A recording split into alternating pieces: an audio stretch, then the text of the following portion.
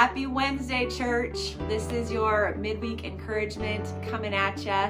Want to encourage you to share it with somebody if it encourages you. Maybe you want to give hope to somebody else.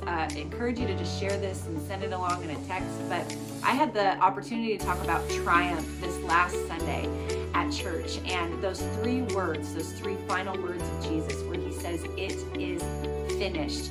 It is a triumphant proclamation of victory over the enemy's plans. And so because of what he accomplished on the cross on that Good Friday, we can walk in victory. We can claim victory.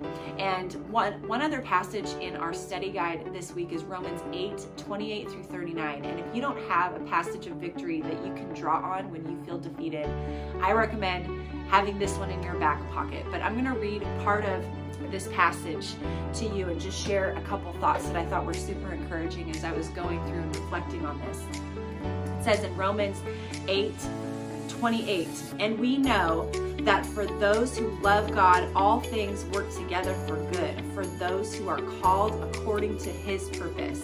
For those whom he foreknew, he also predestined to be conformed to the image of his Son, in order that he might be the firstborn among many brothers. And those whom he predestined, he also called.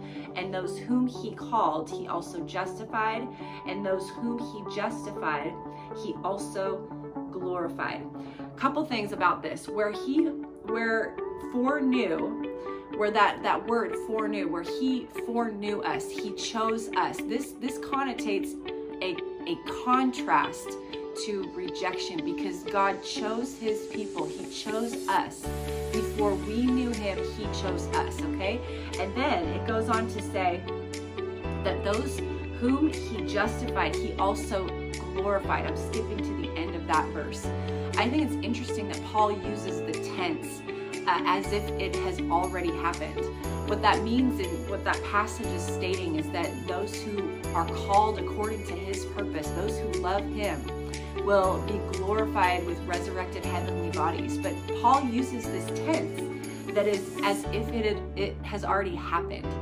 And what that means is that God is so good, okay? And he will certainly finish the good work that he started, okay? In Philippians 1:6, he also says, "Being confident of this, that he who began a good work in you will carry it on to completion until the day of Christ Jesus." Look, what Christ completed on the cross, and it is finished, that triumphant victory, that is also available to you today. Paul is talking about it in these two books to these two different churches, and he's saying, because of the cross, because of the completed, finished work of the cross, that triumph that Jesus accomplished, we are going to walk in victory. So today, if you feel defeated, if you feel like something's not right, if you feel like victory is so elusive to you, be encouraged, because we know that in all things, God works together for those who love him.